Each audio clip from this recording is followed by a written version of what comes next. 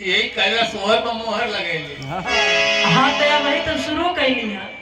आया वही देखा तो दोहराए के पड़ जाई आ तो लोग ना आईबू तो हम आ जाई चाहे आईबा हम सबसे कहती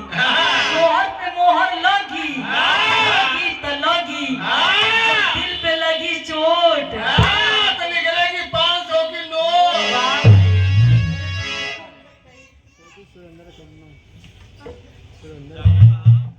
श्रद्धा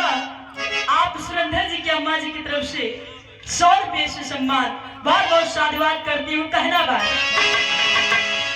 कि धीरधाराए बहुआ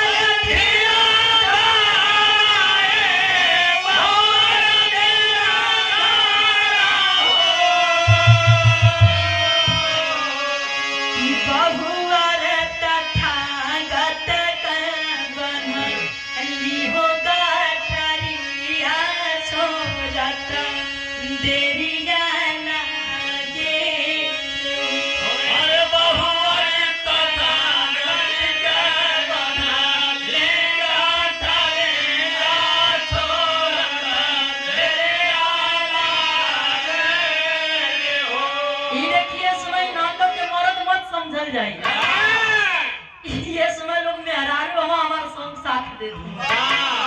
पढ़ावत ही तो ये लोग घोटावत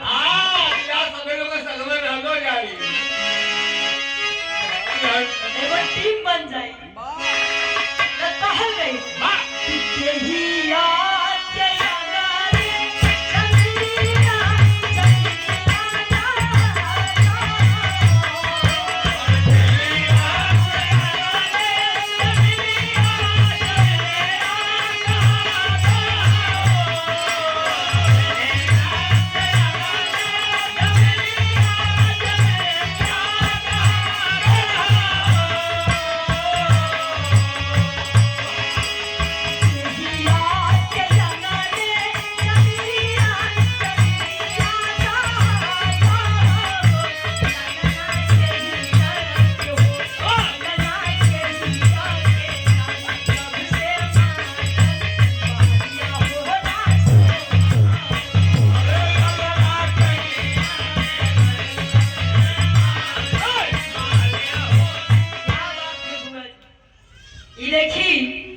बुआ जी की तरफ से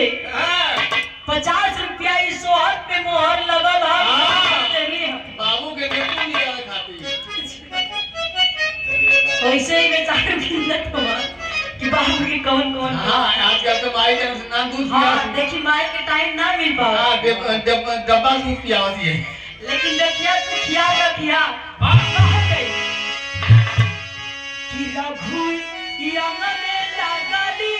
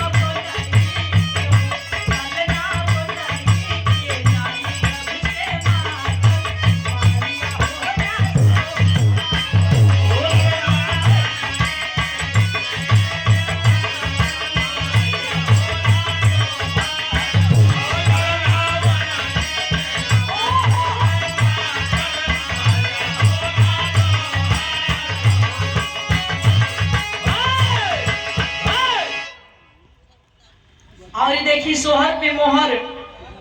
हमरे परम श्रद्धेय